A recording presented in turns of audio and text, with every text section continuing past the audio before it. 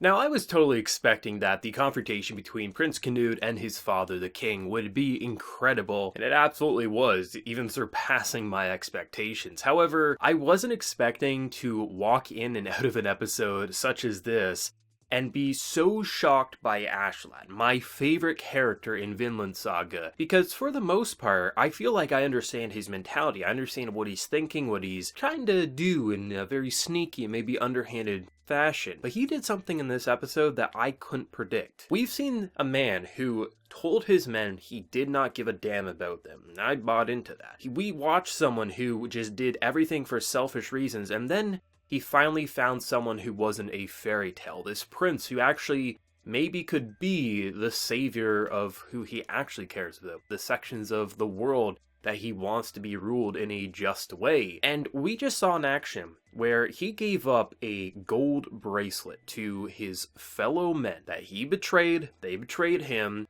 because he didn't want them on the battlefield anymore. Get a wife, get some kids. If I ever see you on the battlefield again, I will kill you. Whether you're on my side or not, you will die.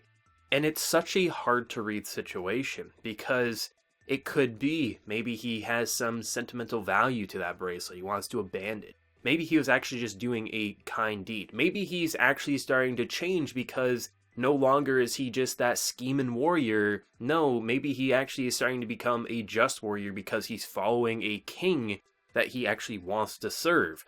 Or maybe there was no reason behind it at all, and just he felt like doing it. At the end of the day, it doesn't matter, because what Askeladd just did probably just saved that man's life, and whether it was for underhanded measures and reasons, or just it was actually a just and kind thing to do, he literally just helped two brothers who probably would have been left for dead if they didn't have that money. And maybe they still will die on the road, maybe they'll get robbed and murdered. You don't know in Vinland Saga. But we just saw, I think, my favorite moment in this series today, because it was so unpredictable, and it just was so out of character with what you typically associate with Askeladd, but it kind of feels like a transition period of we may be seeing some crazy things in the future with this man. There's a lot of actions with this character that I do predict, like his anger towards the king when he was basically insulting his mother. You expect things like that. Of course, characters like Thorfinn would not, being like, what the hell, we've never seen Askeladd this angry.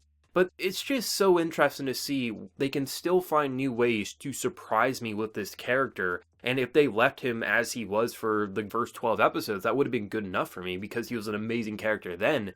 But he's becoming a fantastic all-star now, I have to say. This episode definitely had some pretty funny moments. I mean, you kick off the episode with One Face being like, the prince? Oh god, he's actually here. That transition from snarky, like, you guys are dumbasses, to absolute shock and awe that the prince came marching in with his own little army was kind of fantastic, especially because Torko was with him, you have Askeladd. It's a band of lunatics you would not expect to see, and it was amazing to see Prince Canute really flex who he is to characters who haven't seen this transition yet. Because he probably expected, even if the prince shows up, right? I mean, I can still manipulate him into getting killed or getting him out of my way, but his eyes say it all. I really like that about Vinland Saga, is that the eyes tell a lot. Even if you're not, say, someone like, I don't know, Askeladd, who can read into who a person is just by looking into their eyes. Every single time we really focus in on a character's emotions, we get a good look at their eyes. If you remember episodes back when Askeladd and company were slaughtering that village and that girl was watching in horror in the distance, we focused in on her eyes, because the eyes are the window to the soul. It tells you everything you need to know.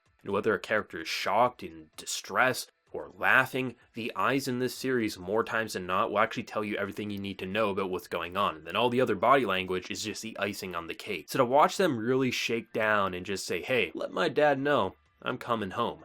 Like, it's just, you knew what that confrontation would look like, or so I thought, but then they threw me even more curveballs, not knowing what would actually happen should they arrive. I really like what they did with the king, because up to this point, we really haven't gotten a good look at him. We've seen his face, we've seen his body structures and how he slumps in his chair. He felt like a very exhausted king. That's who he felt like, and I was like, okay, it'll be very easy to overthrow him once there's a new king in town. However, what they did in this episode is something that I feel like a lot of stories would forget. If this man has been king for as long as he looks like he's been king, he has to be a wise king. He has to be a good warrior, or at least know how to command warriors to keep the crown on his head. And they absolutely delivered that. This wasn't a king who felt like he needed the crown ripped away. It didn't feel like a king who obviously would easily lose his crown. This was a king who's been king for longer than most of these characters have probably been alive, and it feels like the only way you're going to get that crown is ripping it from his cold dead fingers, and even trying to kill him isn't going to be easy. He had archers, he had people ready. If he needed to threaten them, he could do that. If he needed to persuade him, he could do that. He had every measure ready to counter his son. And even though his son now reminds him of his younger self, there's no way he's going to give that up. He says in this episode that he basically ripped the crown from his father because his father was a weak king. And I was thinking to myself, oh, it's going to be like father, like son. But he's not a weak king. Even though his personality seems horrible, even Askeladd admits this is a formidable foe. This is someone who is going to be very challenging because he starts off trying to bribe Canute. Go here, I'll give you a section of land. Go read your Bible, leave me alone. That doesn't work, let's switch to threatening measures.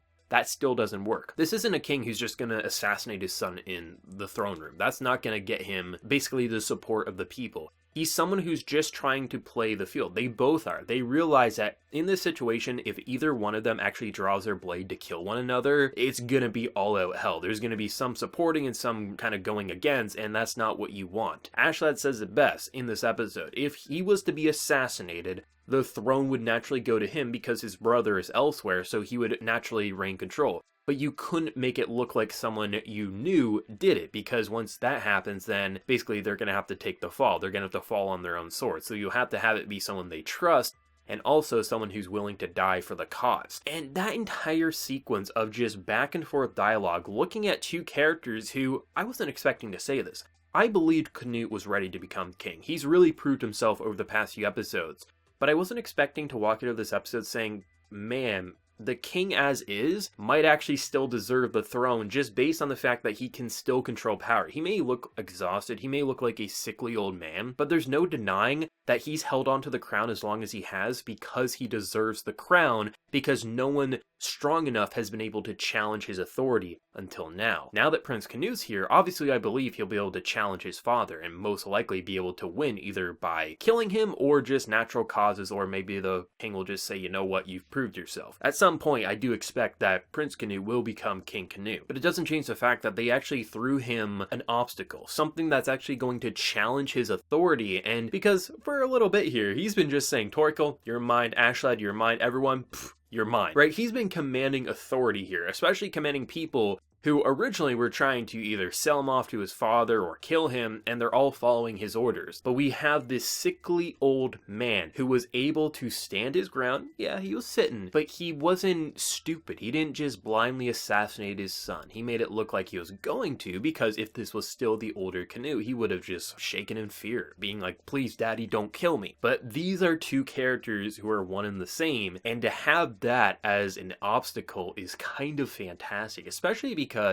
I love how Askeladd was able to flex his, if this was an RPG, his speech level would be maxed out 100%. That would be the first skill that he would max out. He's able to just say it how it is, and that's a very threatening thing for anyone. You want that on your side, but if he's going against you, even if he's not drawing his blade, we know he's a amazing warrior. Even though he gets winded easier because of his age, he still is an amazing warrior, an amazing negotiator. He's someone you want on your side, and the king recognizes that he's going to be a formidable foe. That's what I really like about that dialogue, because I was buying into that, okay, there's going to be a brawl, there's going to be an assassination, but there never was. It was basically as if you were poking the bear. Even if you have a bear who's had a full dinner, completely stuffed, couldn't eat another human, you wouldn't want to poke the bear, because the bear just might kill you, just because. And it kind of felt like Canute was poking the bear. He knew he couldn't kill me here, but at the same time, you don't want to test that, right? You don't want to push your luck, but both of these characters did. Both the king